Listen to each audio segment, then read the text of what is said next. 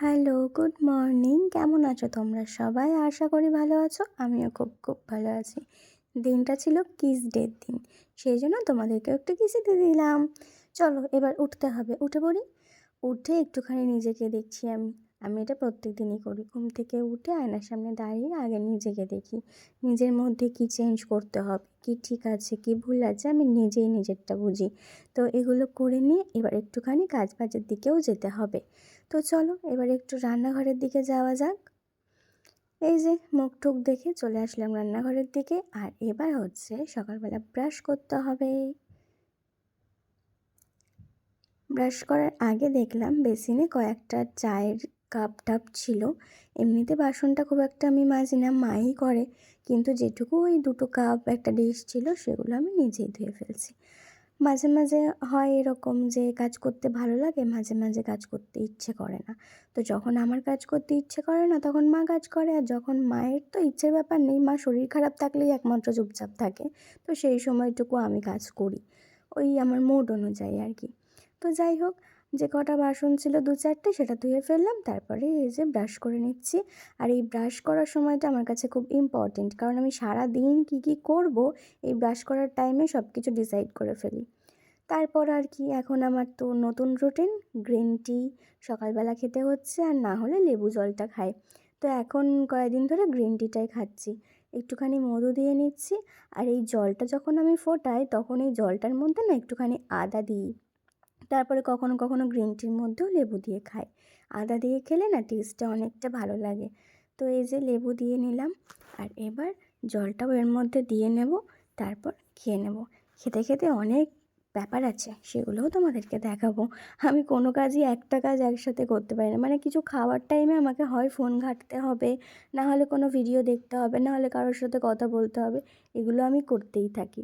তো এই দেখো এখন আমি চলে এসেছি গ্রিন টিটা নিয়ে, আর এখন ফোনটা দেখছি, সাথে জলও একটু খেয়ে নিচ্ছি। এবার হচ্ছে ফোনের মধ্যে কী যে করবো, একা একাই হাসছি, ভিডিও কলে কথা বলছি, কী যে করছে জানি না।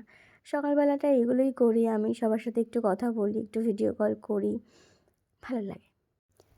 আমি জানি এত হাসি এত কিছু, ভিডিও কলে কথা, এগুলো দেখে তোমরা নিশ্চয়ই আমাকে জিজ্ঞাসা করবে যে দিদি তুমি কার সাথে কথা বলছিলে, বা বোনও তুমি কার সাথে কথা বলছিলে। তো আমি যার সাথে কথা বলছিলাম সেটা এখনই তোমাদের কাছে রিভিল করতে পারবো না, সেটা আস্তে আস্তে আমাকে সময় দাও। যদি সব কিছু ঠিকঠাক থাকে তাহলে আমি নিজেই রিভিল করবো, তোমাদেরকে এত টেনশন নিতে হবে না। আর হ্যাঁ, অবশ্যই এটা তোমাদের চেনা জানা কেউ নয়, তোমাদের অচেনা একজন যার সাথে আমি কথা বলছিলাম।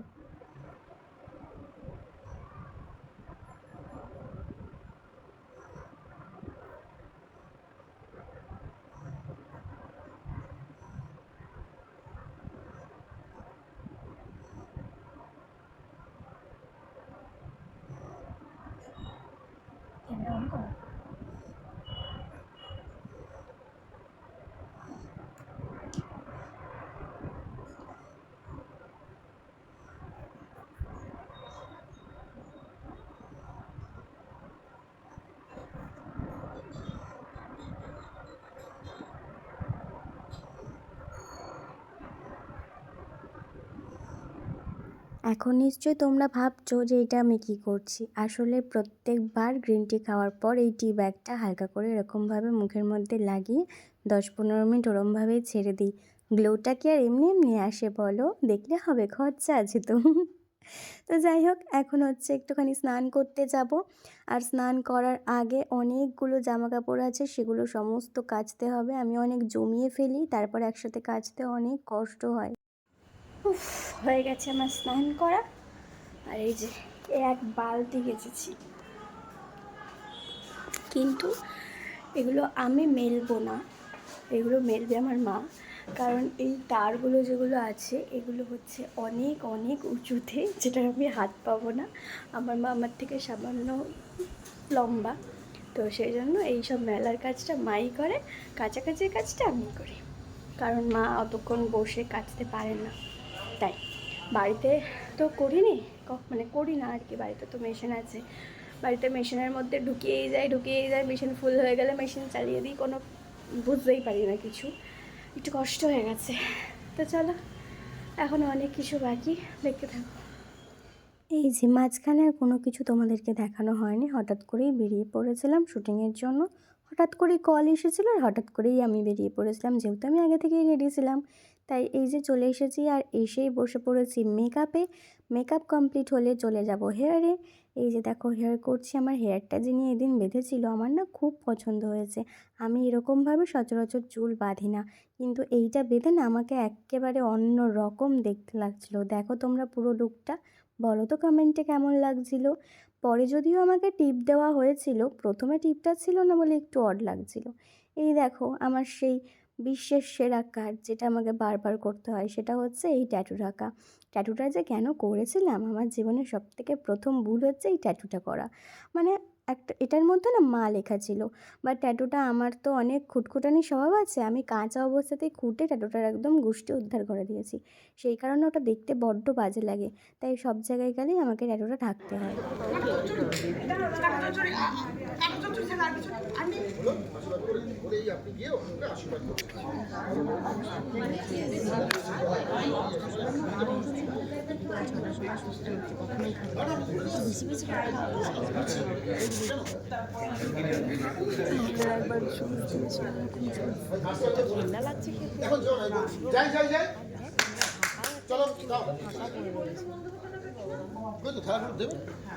যাই টিফিন তো উপরে তোমাদের মেয়েদের মাঝে মাঝখানে মাঝখানে বলবো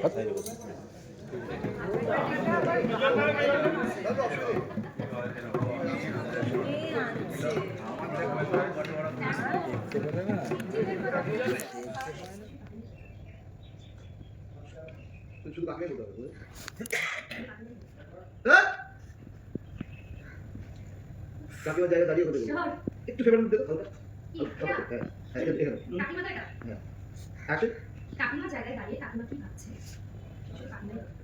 যেহেতু এই স্টুডিওটা খুদঘাট মেট্রোর একদম পাশেই, তাই জন্য বিকেলবেলা একটু ব্রেক পাওয়াতে চলে গিয়েছিলাম চা খেতে। তো চাটা খেয়ে আবার চলে এসেছি ফ্লোরে। শুটিং আজকের মতন শেষ। জানি না কতটা কি দেখাতে পারলাম তোমাদেরকে, সবসময় তো ভিডিও করা পসিবল হয় না। তো চলো আজকের মতন টাটা বাই বাই, দেখা হচ্ছে পরের ভিডিওতে, টাটা।